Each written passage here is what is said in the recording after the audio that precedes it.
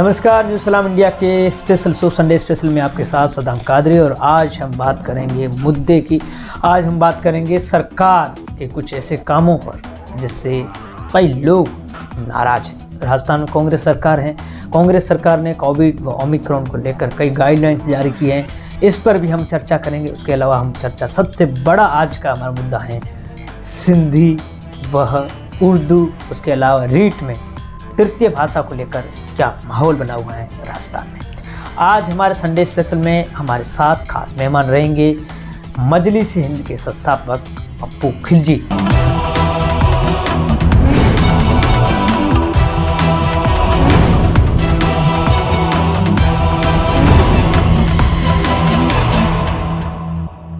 सबसे पहले पप्पू खिलजी जी, आपका स्वागत है न्यूज़ सलाम इंडिया के स्पेशल शो संडे स्पेशल में।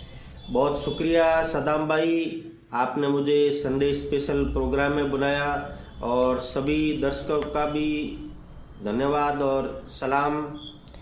जी धन्यवाद पप्पू खिलजी जी। आज हम ये जानना चाह रहे थे कि राजस्थान सरकार ने हाल ही में जो है उर्दू और सिंधी को लेकर जो पदों में ऊपर नीचे किया है, उन पदों में क्या लगता है आपको राजस्थान सरकार कहीं कहीं सही है? उसके अलावा जो राजस्थान में धरना प्रदर्शन हो रहे थे सही मार्ग पर मदरसा पैरा टीचर्स वगैरह को लेकर, कई सब्जेक्टों को लेकर भी धरना प्रदर्शन हो रहा था, तो सरकार ने जो फैसला लिया वो आपको क्या लगता है? कहीं ना कहीं राजस्थान सरकार ने सही फैसला लिया या फिर इस पर आपका ये कहती है कि हमारे 3 साल बेमिसाल निकले हैं।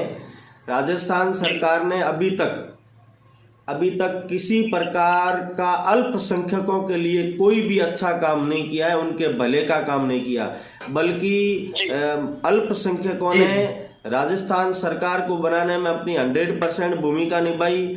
और जब आज उर्दू शिक्षा की बात आती है, उर्दू शिक्षा को लेकर जो राजस्थान सरकार की उदासीनता है उसको लेकर आज मुस्लिम समाज में बहुत बड़ा गहरा रोष व्याप्त है, अल्पसंख्यकों में गहरा रोष व्याप्त है। आपको बता दूं कि अभी कुछ दिन पूर्व जो राजस्थान सरकार ने 309 पदों पर रीट की जो उर्दू की जो भर्ती निकाली है, जबकि राजस्थान सरकार ने पिछले बजट 2021 के अंदर उन्होंने 1000 पदों की भर्ती का ऐलान किया था और राजस्थान सरकार अपनी बात पर मुकर गई। जी पप्पू खिलजी जी, जिस तरीके से सिंधी का भी माहौल बना हुआ है, एक बार हमने आपको बताया पहले भी, अभी थोड़ी देर पहले हमारे की बात करूं तो मैं बाड़मेर, जैसलमेर, जो ये पश्चिमी राजस्थान है, वहां पर सिंधी भाषा बहुल्य क्षेत्र है। और आपको मैं ये भी बता देता हूं कि जब पंजाबी भाषा के 100 से अधिक पद स्वीकृत कर सकती है राजस्थान सरकार, जो सिर्फ 2 जिलों के अंदर पंजाबी भाषा के पद हैं। और आज की तारीख में ये सदाम भाई कहा जाए तो जो पश्चिमी राजस्थान है, जहां पश्चिमी राजस्थान से अल्पसंख्यक प्रकोष्ठ के मंत्री भी हैं कैबिनेट के, माननीय साले मोहम्मद जी, और कांग्रेस का बहुत बड़ा गढ़ रहा है पश्चिमी राजस्थान, बाड़मेर, जैसलमेर। और यहाँ जो सिंधी भाषा के प्रति जो इनकी उदासीनता है, ये बहुत बड़ा विचारणीय बिंदु है, सोचने की बात है ये। और इनको सिर्फ एक छोटा सा ऊंट के मुंह में जीरे के बराबर कह सकते हैं कि 10 पदों का आपका जो बीकानेर रैली है उसमें क्या प्लान है कल का, और कितने लोग इसमें शामिल होंगे, और आप इसमें क्या कुछ और आगे करने वाले हैं? जो बीकानेर कल जो रैली होने वाली उसमें कितने लोग शामिल होने को है? आपको क्या अनुमान क्या लगता है कितने लोग वहां पर आएंगे, और किस किस सब्जेक्ट या किस किस डिपार्टमेंट से आपकी मांगे रहेगी? जो सरकार के आगे हमारी जो मांग रही है, सबसे पहले जो उर्दू आंदोलन हुआ था, उर्दू आंदोलन के अंदर सरकार ने मैपिंग की एक प्रक्रिया बनाई थी, जबकि ये सिर्फ एक लॉलीपॉप ही कहा जाएगा, क्योंकि सरकार के जनप्रतिनिधि कहें तो सरकार के अपने विधायक हैं, उन विधायकों से वो लिस्टें न मांगकर ये मैपिंग का बहाना बनाती हैं। मैपिंग का बहाना बनाकर इन्होंने वहां से स्कूलों के अंदर इन्होंने कहा कि हर 10 बच्चे पर एक उर्दू का अध्यापक हम वहां पर नियुक्त करेंगे। मैपिंग भी की गई। मैपिंग के अंदर इतना बड़ा गड़बड़ डाला हुआ है कि वहां पर जो टीचर लगे हुए हैं वो टीचर कोई संस्कृत का होगा या कोई दूसरी भाषा का होगा, तृतीय भाषा में, तो वो कब चाहेगा कि मेरा ये पद यहाँ पर समाप्त हो जाए और मेरे पद की जगह कोई तृतीय भाषा में उर्दू का पद आए। तो वहां पर ऐसा एक बहुत बड़ा खेल खेला गया, साजिश रची गई, जिसके तहत जो राजस्थान सरकार ने जो किया, अब जो ये शिक्षा विभाग के अंदर ये जो गड़बड़ी हुई है, जिसके अंदर मैपिंग के अंदर बहुत बड़ा गड़बड़ डाला हुआ, बच्चों के भविष्य के साथ खिलवाड़ हुआ। आज बच्चे जो उर्दू लेना चाहते थे उनको बरगलाया गया, उनको धमकाया गया, उनको ये कहा गया कि उर्दू के अध्यापक नहीं है, आप क्या पढ़ाई करोगे, आपको कौन पढ़ाने आएगा। ऐसा करके उन बच्चों के साथ बहुत बड़ा अन्याय किया गया। तो देखा जाए तो अब ये इनके पास में एक ही मुद्दा है सरकार के पास के साथ, मैपिंग के अंदर तो सीटें ही नहीं आ रही है जी।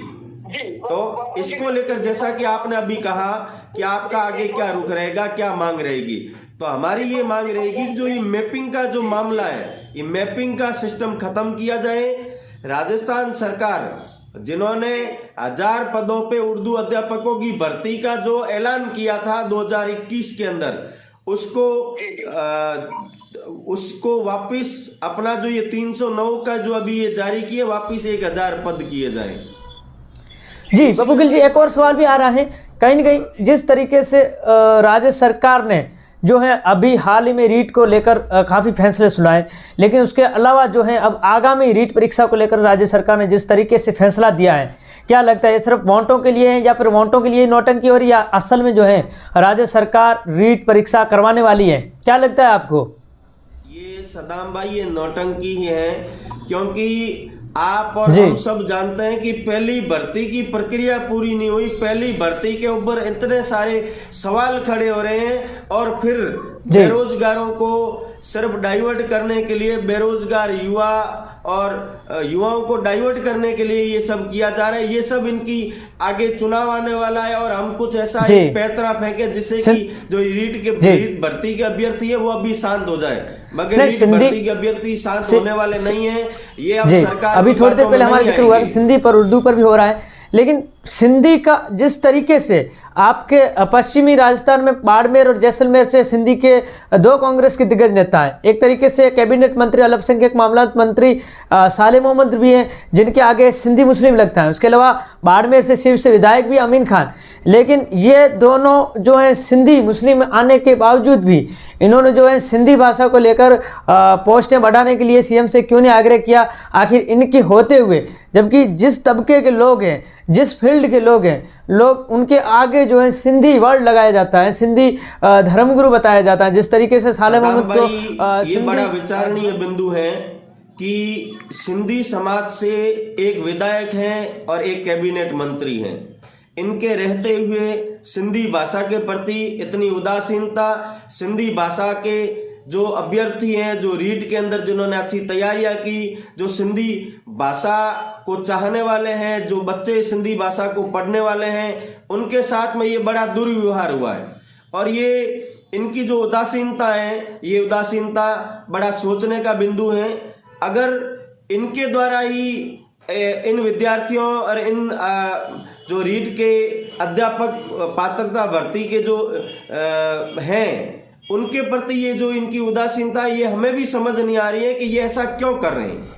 क्या ये जी सरकार सिंधी को लेकर आपको क्या लगता है कि पश्चिम राजस्थान जो है बाड़मेर जैसलमेर में सिंधी और उर्दू के कितने स्टूडेंट जो है परीक्षार्थी, उनका भविष्य जो है सिंधी और उर्दू से जुड़ा हुआ है? आपको के लिए आपको पता होगा कि वहाँ के जिस तरीके से मंत्री सिंधी तबके से हैं, तो वहाँ की जनसंख्या भी काफ़ी सिंधी से ताल्लुक़ रखती होगी, सिंधी समाज से, सिंधी मुस्लिम से। तो वहाँ के जो कितने परीक्षार्थी अनुमानिक जो है जिनका भविष्य सिंधी और उर्दू से जुड़ा हुआ है रीट में? हजारों स्टूडेंट हैं जो कि पढ़ने वाले हैं, और सैकड़ों ऐसे रीट के स्टूडेंट हैं जिन्होंने रीट का एग्जाम क्लियर किया सिंधी भाषा के लिए। ऐसे सैकड़ों युवा हैं, उनका भविष्य आज दांव पर लगा हुआ, और उसके जिम्मेवार मैं इन सिंधी समाज के ही जीते हुए विधायक और मंत्री के ऊपर इनका आरोप लगा रहा हूं मैं कि इनकी वजह से ही, इनकी उदासीनता की वजह से आज ये इनको ये दिन देखने पड़ रहे हैं। वरना अगर ये समय रहते राजस्थान सरकार के आगे ये आवाज़ उठाते तो आज ये स्थिति नहीं होती। दूसरी बात आती है कि अभी ये अपना पल्ला झाड़ने के लिए कह सकते हैं कि साहब मैपिंग नहीं हुई, तो बाड़मेर जैसलमेर की मैपिंग हुई, 100% हुई। मैपिंग के अंदर बहुत बड़ा गड़बड़ जाला हो रहा है, इसका जल्द ही मैं खुलासा भी कर दूंगा कि ये गड़बड़ जाला क्यों हो रहा है। कि जो यहाँ का माहौल आप सदाम भाई जानते हैं कि आज का कैसा है। आज अल्पसंख्यकों के प्रति जो जहर उगला जा रहा है, जो जहर फैलाया जा रहा है, उसका असर अब उर्दू भाषा पर भी पड़ने लगा है। इतना पड़ने लगा है कि उर्दू भाषा, उर्दू के चाहने वाले, उर्दू पढ़ने वाले बच्चों को भी स्कूलों के अंदर स्वतंत्र रूप से उर्दू सब्जेक्ट लेने पर उनको उनका विरोध किया जाता है और उनको उर्दू सब्जेक्ट दिया नहीं जाता है।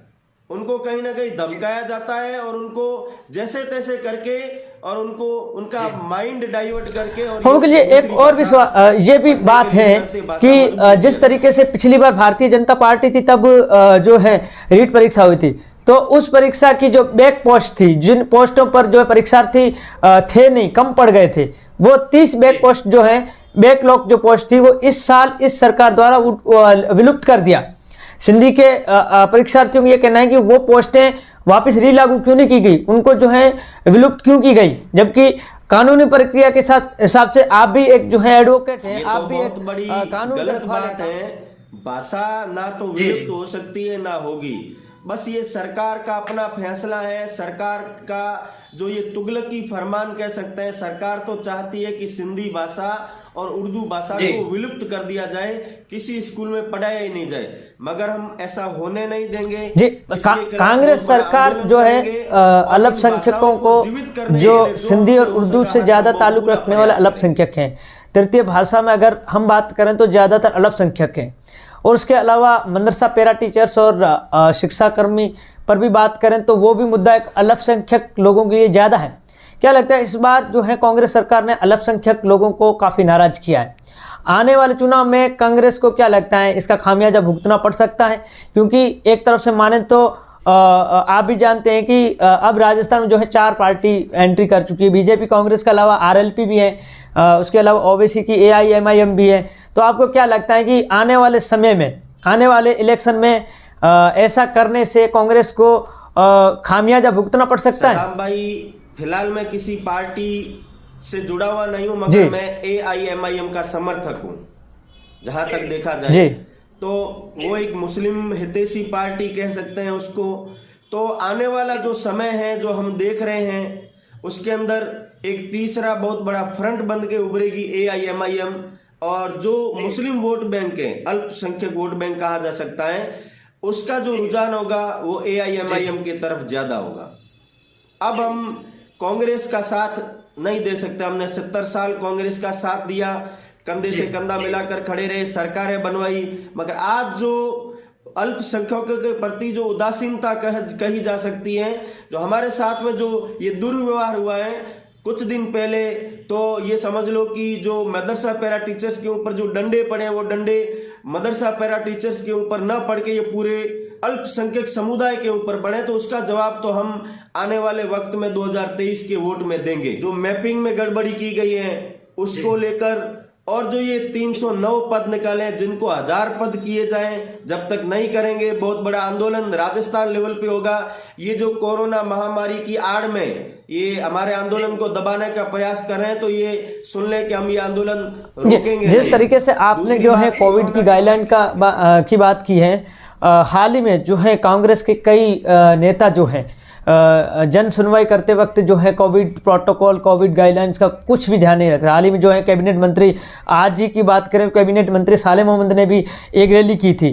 तो रैली क्या, जन सुनवाई की थी अपने गांव पोखरण में। तो वहाँ पर जो है न तो कैबिनेट मंत्री का मास्क था, न उसके करीब आने वाले लोग, ज्ञापन देने वाले लोगों का मास्क था। तो क्या लगता है सरकार खुद भी कितनी लापरवाह है, चाहे कोई भी सरकार हो, लेकिन कोविड को लेके हर सरकार लापरवाह है। तो अब जो सरकार कदम उठाने वाली है कोविड और ओमिक्रॉन को लेकर, तो जनता क्या समझेगी? जनता इन चीज़ों का पालन करेगी या जनता इन चीज़ों पर विरोध करेगी, क्योंकि सरकार खुद ही सतर्क नहीं है। जबकि सीएम खुद कहते हैं कि मास्क लगाओ, ये करो वो करो, लेकिन सीएम के खुद जो नुमाइंदे हैं वो खुद जन सुनवाई करते हैं तो उसके पास में कितने पब्लिक खड़ी रहती है, लेकिन न तो खुद का मास्क होता है न पब्लिक का मास्क लगाने के लिए वो आग्रह करते हैं। क्या लगता है ये एक तरीके से मनमर्जी है सरकार की? मैं बता दूं कि कल पोखरण के ही आसपास 2 बड़े प्रोग्राम हुए। एक प्रोग्राम में मैं भी शरीक हुआ था। तो इन प्रोग्रामों के अंदर जब हजारों की संख्या में लोग शरीक हो सकते हैं, और जैसा कि आपने बताया कि कैबिनेट मंत्री जो एक बहुत बड़े जिम्मेदार पद पे हैं, वो बिना मास्क के शरीक हो सकते हैं, तो फिर हमारे ऊपर ही ये सारे कानून और ये सारी धाराएं क्यों लगाई जाती है? ये हमारे ऊपर ही ये क्यों थोपा जाता है? कोरोना महामारी है, आपको इतने लोगों को इकट्ठा होना है, ये वो। अब जब एक कैबिनेट मंत्री का ही नहीं कहा जाए, इतने सारे कैबिनेट मंत्री है, इनकी सारी रैलियां सभाएं होती हैं, तो ये राजनीतिक पार्टियां हैं, इनकी सभाओं को किसी को आपत्ति नहीं है। बस हम लोग जब धरना प्रदर्शन करते हैं तब कोरोना आ जाता है, जब ओमिक्रॉन आ जाता है, और हमारे लिए ये सारी सीमाएं वगैरह होती हैं, आंदोलनकारियों के ऊपर ही सब कुछ सारा थोपा जाता है। मगर ये जो जन सुनवाई कहे तो क्या, इनकी सभाएं कहे तो क्या, इनकी राजनीतिक रैलियां कहे तो क्या, इनके बड़े मेले होते हैं, उसके अंदर इतने सारे लोग इकट्ठे होते हैं, वो सरकार को नहीं दिख रहा है। बस ये एक ओमिक्रॉन के नाम से जो जनता को डरा रहे हैं।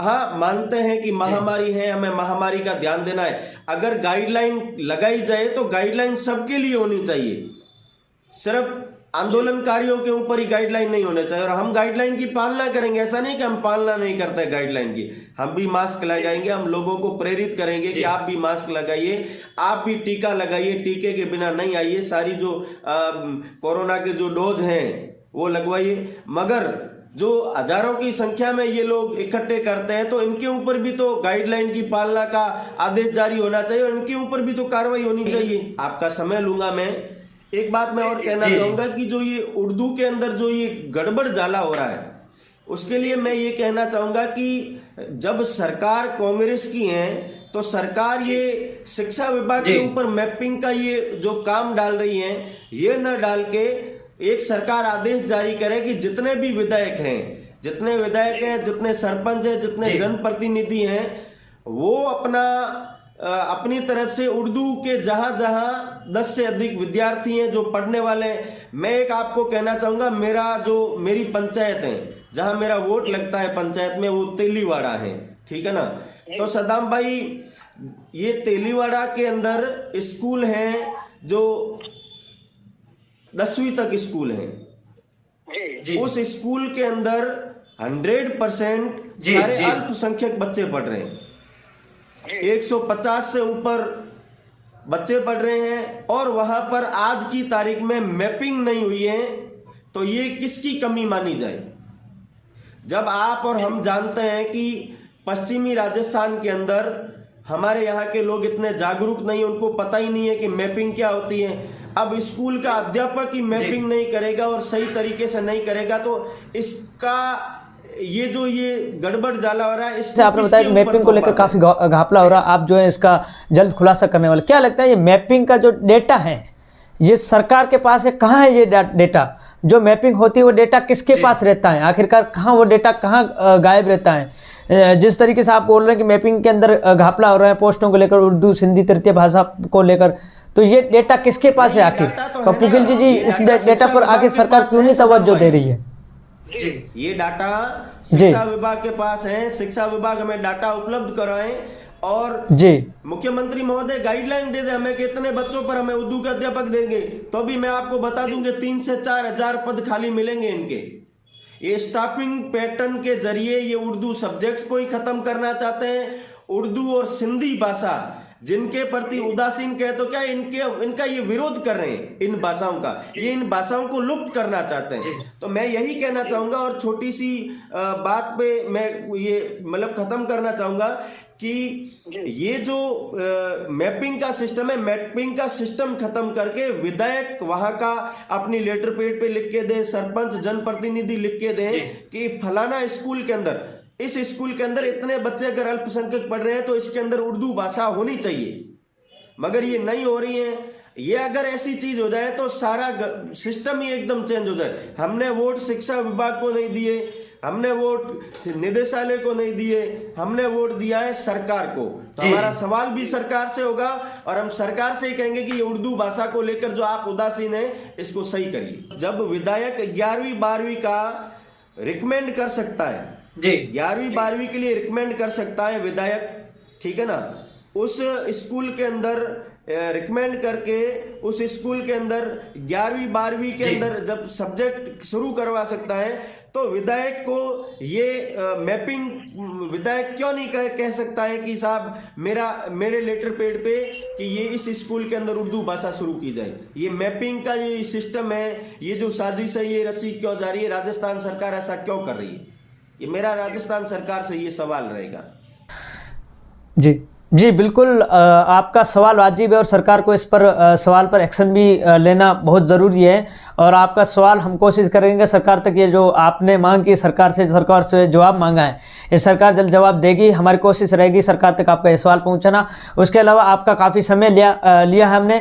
आपका हमारे संडे स्पेशल में समय देने के लिए बहुत बहुत धन्यवाद पप्पू खिलजी जी। बहुत शुक्रिया आपका, सभी दर्शकों का धन्यवाद जी, शुक्रिया। तो देखा आपने हमारा संडे स्पेशल जो है, जिन मुद्दों पर होना चाहिए था आज का संडे स्पेशल उन मुद्दों पर बाकायदा रहा। और आप भी बताएं ये हमारा संडे स्पेशल कैसा रहा, आपको कैसा लगा। और जुड़े रहिए न्यूज़ सलाम इंडिया के साथ। मिलते हैं अगले संडे में एक नए मुद्दे के साथ, विस्तार के साथ। शुक्रिया।